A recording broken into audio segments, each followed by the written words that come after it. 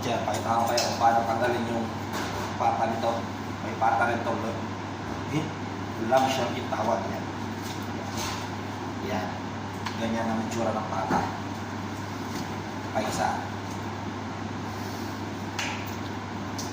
Joint lang din. Tapos dito rin sa may shoulder, meron din to. So dito, may joint din yan. Yan o. Maganda ito tagayin, makakot siya. Yan. Pag-isa.